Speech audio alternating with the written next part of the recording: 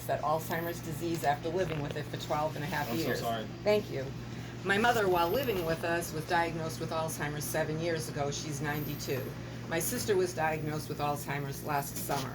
I'm one of 68,000 caregivers, Alzheimer's caregivers here in New Hampshire, and there are 5.8 million Americans living with Alzheimer's, and it's costing the country $290 billion. By 2050, there's going to be 14 million Americans living with it at a cost of $1.1 trillion in today's dollars.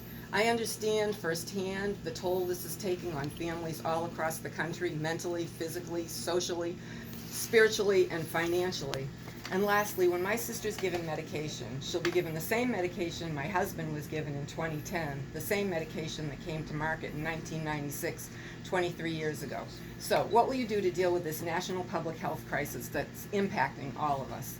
Well, first, you deserve a ton of recognition for being a caregiver, because that's some of the most important. And it's particularly hard because being a caregiver is not considered a job by the market, which it should be. And my wife's at home with our 2 children, one of whom is autistic. So I can speak to this directly, where I know it's some of the most difficult and challenging work that we'll ever do.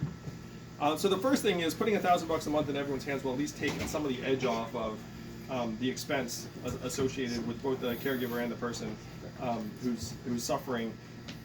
There's a lot we can do in Alzheimer's, I'm happy to say. I mean, because you're right, it's a killer. It's a scourge that's affecting millions of American families.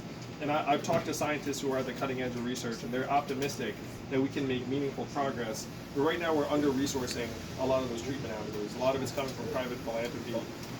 And under my administration, the NIH would be redoubling resources, because, as you're suggesting, this is a smart investment. If we can keep our people healthier, it will pay for itself many times over.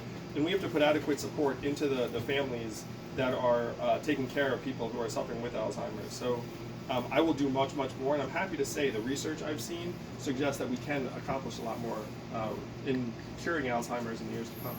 Thank you. Thank you. Really, that was awesome. Another person in the front.